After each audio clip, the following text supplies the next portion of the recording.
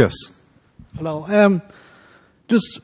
Some people would say about task-based and say about Dogme too is that it's only really suitable for, you couldn't start from absolute beginners.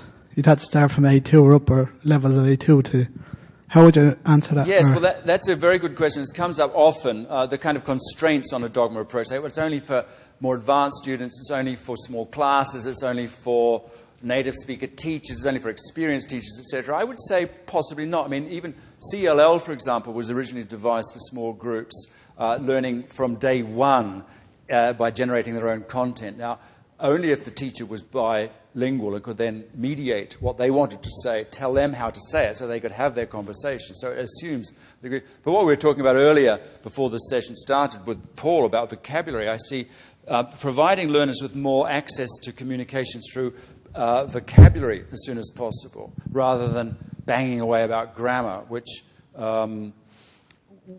is, I mean, that's the obsession with grammar, I think, in a sense, is a constraint for beginners because it doesn't actually allow them to say very much except my foot is on your toe or your finger is on my nose. Whereas if you expand the vocabulary base enormously, you're providing them at least with the ability to communicate, even if they're not communicating in any accurate sense. So I don't think it's necessarily only restricted to more advanced students, but I take your point. It's a challenge, perhaps, in terms of management. Any other questions or comments before we... Oh, here we go. This is kind of related to group dynamics, but I've been thinking lately and wondering about...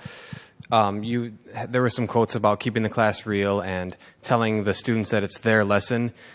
How do you feel about the difference between telling the students that it's their lesson versus our lesson as the teacher involved too? How do you feel about that? Yeah, well, I mean, one of the catchphrases that developed very early on with the dogma approach, I don't know who coined it, was talking rather than, and it comes back to this, trying to break down the role relationships in the classroom, rather than talk about the teachers on the one hand and the learners on the other. And Freire tried to do that too. He wouldn't use the word teacher. He would we're all learners and we're all teachers in the same classroom.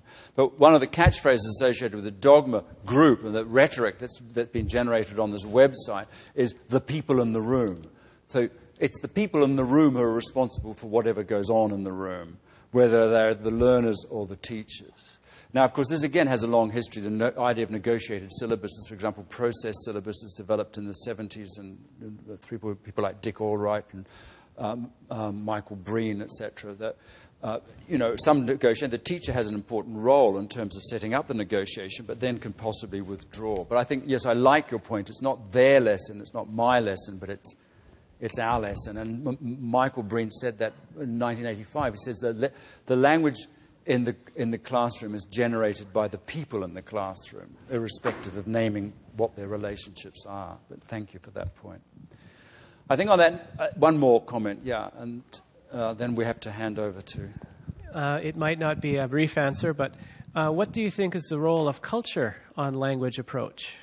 In some countries, for example, students are rather reluctant to engage in certain activities for cultural reasons, and that'll affect a teacher's... I mean, that's a really important element. In fact, it is a whole other talk. And maybe I need to add a 10th dimension, which is sort of culturally grounded or acculturated or deculturized or whatever. And there's certainly a feeling nowadays with English as an international language that there is no place for culture in the classroom because English belongs to the world and not to the people who invented red pillar boxes and wear bowler hats. But in fact, that element of language learning has always been very attractive to a lot of people as the culture associated, and that hence the iconography that you see in those old course books. So I don't think you can rule it out as being a strong motivating factor. And certainly if I was to learn Japanese, I would be as much interested in the culture associated with Japanese as I would be in the language personally. But of course English is in a sense a special case. But so maybe yes, we need to draw another line there where there's an emphasis on culture and where there's zero emphasis on culture and there's everything in between. But thank you for that. I've forgotten about that. So I needed a 10th parameter to make it sort of, and now I've got one. Okay, I think on that note, because in Spain, they're preparing, they have a break of 10, 15 minutes before their presentations start locally. So I'm going to sign off, say goodbye, Spain. Hello, Spain. I'll be coming back to Spain on Monday.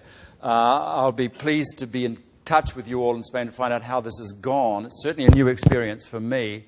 And on behalf of everybody here, I would like to say goodbye to you and thank you very much, and to thank everybody here who's made this possible.